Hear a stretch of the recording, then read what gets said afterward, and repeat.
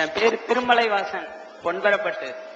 பாம்பே ஒரு நிகழ்ச்சியில பார்த்தேன் சார். இஸ்லாம் மதத்துக்காரரு ஒரு வெட்டி கொண்டு ரொம்ப ஆட்டப்பாட்டத்தோட போனாங்க சார். இஸ்லாம் மத கடவுள் இது மாதிரி எல்லாம் கேட்கிறாருங்களா? அதாவது முஹர்ரம் பண்டிகை ஒரு பண்டிகையை ஏற்படுத்தி அந்த தினத்தில் அவங்க தங்களுடைய உடம்புல சவுக்குனாலையும் கத்தியினாலையும் அடித்துக் கொள்கிறார்களே, இது ஏன் அப்படிங்கிறத அவர் கேட்கிறார். மம்பாயில பார்த்தேங்கிறார், மெட்ராஸ்ல கூட இருக்கு ஒரு சொல்ற மாதிரி விஷயம். அதாவதுங்க, ஏன் அதை செய்யறாங்கன்னு முதல் விளைவிக்கிறங்க. முகமது நபியுடைய பேரன் மகவூட்டு பேரன் ஹுசைன் என்பவர் அவருடைய நபிகள் நாயகத்தினுடைய மகளுடைய மகன்.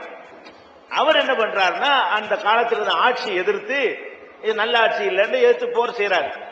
ஆனா மக்களுடைய ஆதரவு அவருக்கு இருக்கல. ஒரு 50-60 பேர் தான் அவருக்கு பின்னாடி போனாங்க. அந்த போர்ல அவர் கொல்லப்பட்டார்.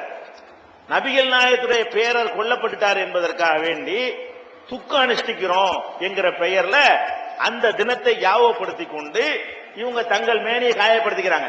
ஏன் காயப்படுத்திக்கிறீங்கன்னா, இன்னைக்கு தான் முகமது நபியுடைய பேரனுக்கு ரத்த சிந்தன நாள், நாங்கள் அதுல ஒரு 2 துளியாவது சிந்தனை அப்படி நினைத்து கொண்டு இந்த பண்டிகையை சில பேர் கொண்டாடுகிறார்கள். ஆனா இதுக்கு இஸ்லாத்துக்கு சம்பந்தம் இல்லை. ஏன் இல்லைங்கிறோம்? இஸ்லாம்ங்கிறது நபிகள் நாயகத்தோட முடிஞ்சு விட்டது. நபிகள் நாயகத்துக்கு பிறகு நடந்ததெல்லாம் இஸ்லாம் ஆகாது. ஒரு பேரனுக்கு நடந்தாலும் சரி, கொள்ளு பேரனுக்கு நடந்தாலும் சரி, இஸ்லாம்ங்கிறது எதோட முடிஞ்சு விட்டது? நபிகள் நாயகம் எதை வகுத்துட்டு போனாங்களோ அதுதான் இஸ்லாம். அதுக்கு பிந்தி உலகத்துல என்ன நடந்தாலும் அதுக்கும் இஸ்லாத்துக்கு எந்த சம்பந்தமும் கிடையாது. அப்ப முகமது நபியுடைய பேரப்புள்ள கொல்லப்பட்டதுக்கு இஸ்லாத்துக்கு என்ன சம்பந்தம்? ஒரு சம்பந்தமும் கிடையாது. அதனால இது ஒரு அறியாமை, நாங்க விளக்கி கொண்டு இருக்கிறோம். அடுத்தது என்னன்னு கேட்டா, ஒருத்தர் இறந்துட்டாருன்னு சொன்னா அவருக்கு துக்கம் அனுஷ்டிக்குதல் என்பதற்கு எங்க மார்க்கத்துல சில இலக்கணம் இருக்குது. எல்லாத்துக்கும் இலக்கணம் இருக்கிறது. துக்கம் அனுஷ்டிக்கிற இஷ்டத்துக்கு நீங்க ஒண்ணும் செய்ய முடியாது. துக்கம் அனுஷ்டிக்கிறதுக்கு என்ன இலக்கணம்னு கேட்டா, எந்த ஒரு இழப்பாக இருந்தாலும் 3 நாளைக்கு மட்டும்தான் ஒரு முஸ்லிம் துக்கம் கொண்டாட வேண்டும். தாப்பனார் இறந்து போயிட்டாரா, 3 நாளைக்கு சோகமாயிடும். 4வது நாள் 73வது மணி நேரத்துல போயிடணும். வழக்கம் போல எல்லா வேலையும் செய்ய ஆரம்பிச்சிடணும். கடைக்கு போறோம் கடைக்கு போகணும், வேலைக்கு போறோம் வேலைக்கு போகணும், படிக்க போறோம் படிக்க போகணும். அதாவது உன்னுடைய பிள்ளை இறந்தாலும் சரி, பொண்டாட்டி இறந்தாலும் சரி, எது நடந்தாலும் சரி, 3 நாளைக்கு தான் நீ உன்னுடைய சோகத்தை காட்டணுமே தவிர 4வது நாள் இருந்தால் நீ இறை நம்பிக்கை இல்லாதவன். இவ்வளவு இது இயற்கையா மனுஷனுக்கு வரும். இதுக்கப்புறம் என்ன, நார்மல் ஆயிடும். இப்ப நார்மல் ஆவறதுக்கு இஸ்லாம் பண்ணி இருக்கிறது. இதன் முந்த நாள் அவர் கொல்லப்பட்டாரு. இவன் 1450 வருஷமா இதை கொண்டாடுறான கிறுக்கன் தானே இவன்.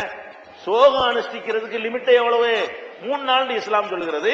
என்னமோ போன வாரம் அவர் கொல்லப்பட்ட மாதிரி நினைச்சுக்கிட்டு இவன் சோகம் காட்டுறான, இது நியாயமாகுமா? இது நபிகள் நாயகத்தினுடைய அந்த அறிவுரைக்கு மாற்றம்.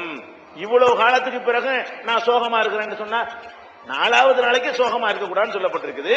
14 நூற்றாண்டுக்கு முந்தி உள்ளதுக்கு நான் இன்னைக்கு சோகமா இருக்கிறேன்னா இது எப்படி? இதுக்கு இஸ்லாத்துக்கு ஒத்ததா இருக்குமா? நபிகள் நாயகத்துக்கு எதிராக இருந்தால் அது இஸ்லாம் இல்ல. அடுத்து என்ன சொல்றாங்க நபிகள் நாயகம்? சோகத்தை கொண்டாடுதல் என்பதற்கு சில வழிமுறை. என்ன வழிமுறை? லைஸ மின்னா மன் தரபல் ஹுதூர் வ ஸக்கல் ஜுயூப் வ தஆபிதாவல் ஜாஹிலியா.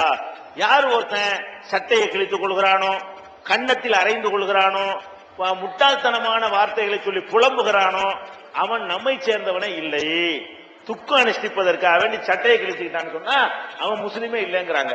இவன் சட்டையை கிழிக்கலாம் தாண்டி தன்னை வெட்டிக்கிட்டான்னு சொன்னா முஸ்லீமா? இவன் துக்கத்தை காட்டுறதுக்கு நீ ஏன்டா உன்னையும் அடிச்சுக்கிற, சவுக்காலையும் அடிச்சுக்கிற, ஏன் கத்தியால காயப்படுத்துற என்று இஸ்லாம் கேட்கிறது. இந்த ஷியான்னு சொல்லக்கூடிய ஈரான்ல மட்டும் இருக்கக்கூடிய ஒரு சின்ன பிரிவு, அதனுடைய சின்ன பிரிவு மெட்ராஸ் சில ஊர்கள் இருக்கிறாங்க. இந்த கூட்டம் தான் விளங்காம இதை செய்யறாங்களே தவிர ஒட்டுமொத்த முஸ்லீம்களும் இதை ஆதரிக்கிறது கிடையாது. எங்களுக்கு இங்கெல்லாம் முஹர்ரம் பண்டிகை அப்படி பண்டிகை இஸ்லாத்துல கிடையாது. இஸ்லாம் 2 பண்டிகை தான், நோன்பு பெருநாள் ஒண்ணு, ஹஜ்ஜி பெருநாள் ஒண்ணு. முஹர்ரம் பண்டிகைன்னு ஒரு பண்டிகை எங்களுக்கு மார்க்கத்திலேயே கிடையாது. இவங்க உண்டாக்கிட்டாங்க அறியாமையினால.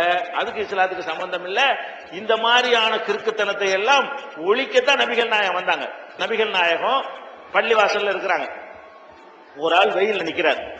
பள்ளி வாசல்ல இருந்து பாக்குறாங்க, அவர் வெயில்ல நிக்கிறது தெரியுது. ஏன்பா அவர் வெயில்ல நிக்கிறாரு? அவர் கடவுளுக்காக வெயில்ல நிக்கிறதாக அவர் தீர்மானம் பண்ணிட்டாரு. உடனே கூப்பிட விடுறாங்க. முதல்ல அதை கூப்பிடு. என்னடா இது கடவுளுக்காக? உட்கார பேச முடியல, நிழல்ல உட்காரு. இந்த மாதிரி உன்னையே வேதனைப்படுத்திக் கொள்வது கடவுளுக்கு தேவையில்லை.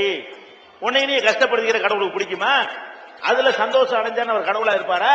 நீங்க வெயில்ல நிக்கிற, வெயில்ல நிக்குதல் என்பது ஒண்ணு கிடையாது. அதே மாதிரி ஒரு வயசான ஒரு ஆள் என்ன செய்யறாருன்னு கேட்டா, தன்னுடைய 2 பிள்ளைங்க தோல்ல கைய போட்டுக்கிட்டு கஷ்டப்பட்டு நடந்து ஹஜ்ஜிக்கு போயிட்டு இருக்கிறார். நபிகள் நாயகம் பாக்குறேன், என்னப்பா இதுன்னு கேக்குறாங்க. இல்ல, அவர் நடந்தே வருவதாக அவர் நேர்ச்சி பண்ணிக்கிட்டாரு. முதல்ல அந்த ஆளத்தை அந்த கிழவனத்துக்கு வண்டியில உட்கார வை, அதில் வச்சு கூட்டிட்டு போ. இதெல்லாம் இறைவனை ஏமாத்த பாக்குறீங்களா அப்படி நபிகள் நாயகம் கண்டிக்கிறாங்க. அப்போ ஒரு மனிதன் தன்னைத்தானே வேதனைப்படுத்தி கொண்டு என்னமே செய்யக்கூடாது. கஷ்டப்படுற விஷயம் உங்கள் சக்திக்கு மீறி இறைவன் எதையுமே கட்டளையிட மாட்டார்னு குர்ஆன் சொல்லுகிறது. அதனால இது முஹர்ரம் பண்டிகை என்பது இஸ்லாத்துக்கு எதிரானது. அறியாதவர்கள் பம்பாயில நீங்க சொன்ன மாதிரி கொஞ்சம் பேர் இருக்கிறார்கள். சென்னையில 3 ரோட்ல சில பேர் கொஞ்சம் பேர் ஒரு கூட்டம் இருக்கிறது. தமிழ்நாட்டில் வேற எங்கேயும் அதிகமாகலாம் கிடையாது. இப்படி அங்கே 1 2 இருக்கிறது. அதுவும் பிரச்சாரத்தின் மூலமாக விரைவில் ஒழிக்கப்பட்டு விடும்.